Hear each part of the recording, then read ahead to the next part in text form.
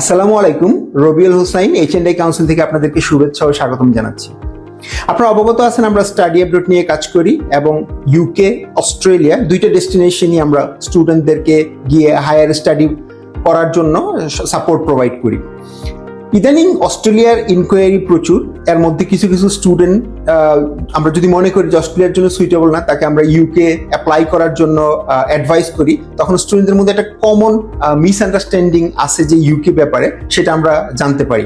যেমন অনেকেই মনে করে যে ইউকেতে গেলে কোনো জব পাওয়া যাবে না, পাশ করার পর পিআর পাওয়ার একদমই কোনো অপরচুনিটিস নাই, ইত্যাদি ইত্যাদি বিভিন্ন রকম নেগেটিভ ইনফরমেশন ইউকের ব্যাপারে তারা তাদের বন্ধু বান্ধব থেকে জেনেছে, এইরকম কথাবার্তা শোনা যায়।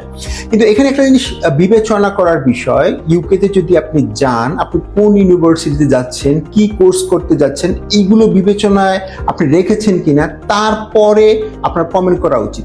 আমি বলতেছি না ইউকে গেলেই আপনার লাইফ শাইন হয়ে যাবে বা আপনি এখানে সেটেল হয়ে যেতে পারবেন, ইটস নট লাইক দ্যাট।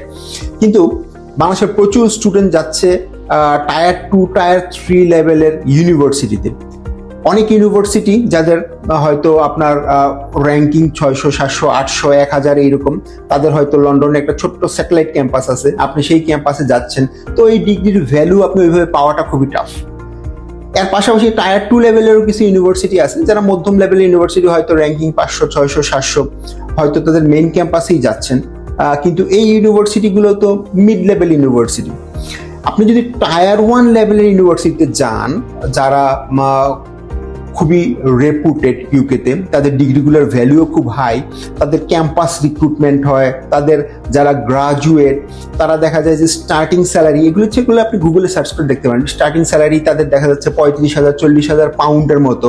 তাদের গ্রাজুয়েটরা 95% রিক্রুটেড হয় 6 মাসের মধ্যে পাশ করার।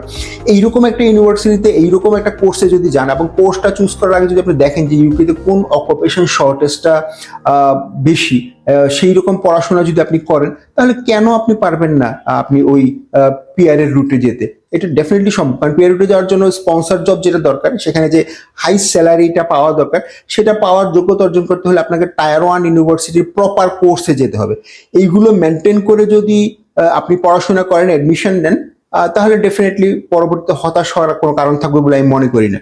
আরো ফার্দার যদি জানতে চান, আমাদের ব্রিটিশ কাউন্সিল ট্রেন কাউন্সিলরদের কাছ থেকে আপনারা যে কোনো সময় ইনফরমেশন নিতে পারেন। আর আপনারা তো অবগত আছেন আমাদের কোনো সার্ভিস চার্জ নেই ভিসার আগে বা পরে, আমরা genuine true transparent information provide করি। তাই আমরা অপেক্ষায় থাকবো আপনার। ধন্যবাদ।